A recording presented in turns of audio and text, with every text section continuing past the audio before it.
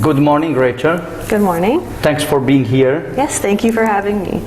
Today we are presenting a selection of your works on different media. Now we will talk about it in Contemporary Venice 2021 exhibition. We are in the room Contemporary Art Space in the city center of Venice in San Marco Square, and I would like to know more about your passions in art and your production you are presenting today. Absolutely, yes. So my name is Rachel Burgoyne from Minnesota originally in the United States, but now I live and work in Colorado, which is also in the United States. And I started painting maybe around a decade ago, and my main drive and inspiration is in composition and in materials used and in just exploring balance between light and color and dark and light and different supports and different paint techniques and different materials. What about these colors? Because you imagine and you represent a changed world, because the color of the skin, the color of the hair, is completely another kind of humanity. Yes, definitely. So the coldness and the just trying to find ways to still have the figures be so clearly who they are and still clearly human and female, and yet using a color palette so different to human skin as we normally see it has been a challenge, and also so interesting in still trying to create this form that's so recognizable.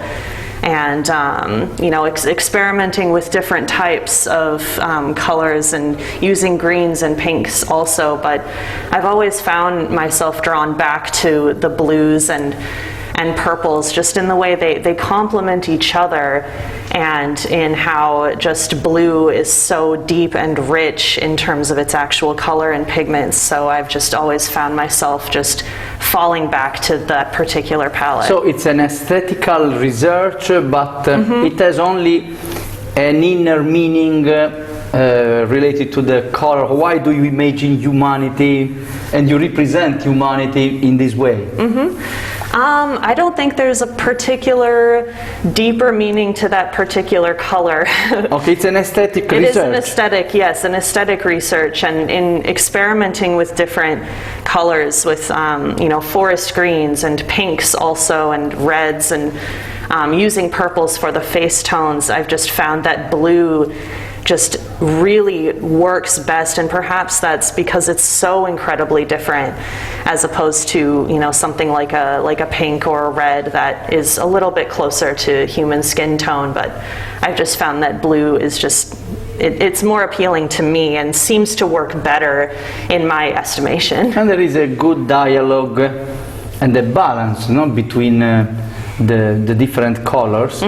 And the borders are the line in which starts the dialogue between the different colors with different meanings, and they create the final work. Yes. The subject. What about the subjects you represent? Yes. So I am incredibly inspired by women in media and just the strength of characters that they're representing. So I will try to really capture the strength of these characters in these pictures and the paintings, and try to just take that character from the different media and really kind of try to encompass their entire being into a single moment that's captured on the canvas.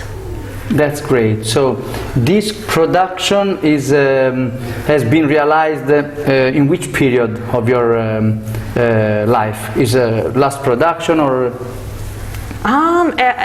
So what, like when in my life did this start? When did you create them? Yes. I started painting the blue faces pretty soon after I started painting at all. and I've just continued to do them. So this is one kind of long series from maybe 6 years ago, and has continued until now. So I've just continued this exploration, sometimes changing color palette, doing something a little different, and then kind of falling back onto what's more familiar with the blues and purples. And the moving inside the abstract world, because I see that more are realistic. Yes. And this one or this one comes inside this unreal world, or abstract one. Yes. It's a research that you are bringing now, or they started together? Yeah, so it's kind of also just more of an exploration of composition and seeing what works well with the form and what works best with the subject and with the painting, and what movement or lack of movement works with the space allotted by the remainder of the canvas from the portrait itself. So I always begin with the portrait and then end with the background, which is not super common. So I just sort of try to work and build a background based on how the painting itself has come to be. Thank you very much, Rachel. Absolutely. For this conversation, and we are really happy and honored to have you here. Thank you. And see you later for the official opening. Absolutely. Thank you.